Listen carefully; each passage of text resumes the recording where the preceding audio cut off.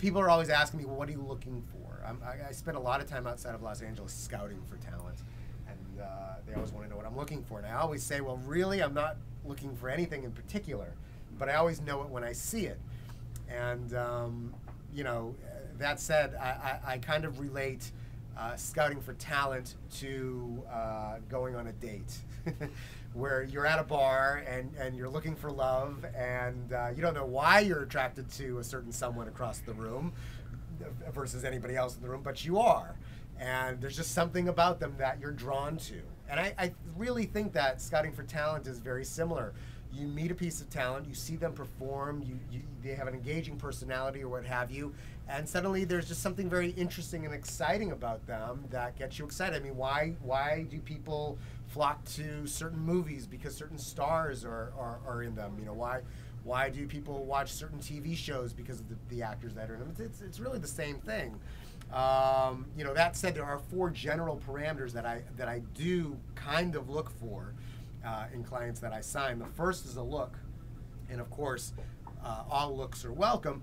The only look that I'm not looking for in particular is somebody who looks exactly like a client that I already represent. Again, it wouldn't really be fair to my client, and it certainly wouldn't be fair to you. The second thing I look for is personality. You have to have personality. If you are as dull as the paint on the wall, it's just not going to fly. You have to have charisma, you have to have energy, you have to light up a room when you walk in. If you can't do that, it's not going to fly. The third thing I look for, and I tell my own clients that this is typically the difference between booking a job and not booking a job, and that's having confidence. Okay, when you walk into a room like you own the room, like you've already booked the job, you're going to get that job. You really are. When you're spending $100,000 a day on set to film a movie, you want to make sure that whoever you hire to work on that film is extremely confident in what they're doing.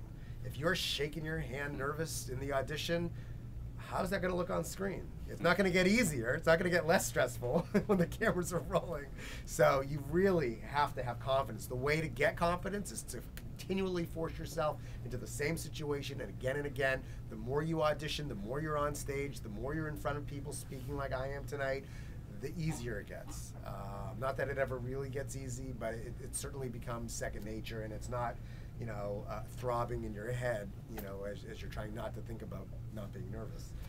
Of course, last but not least, I need to find somebody who has some degree of talent, right?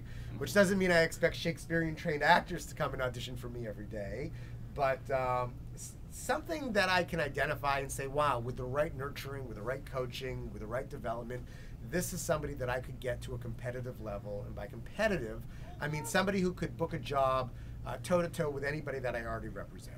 That they have just as much of a chance to be able to go in and book a job.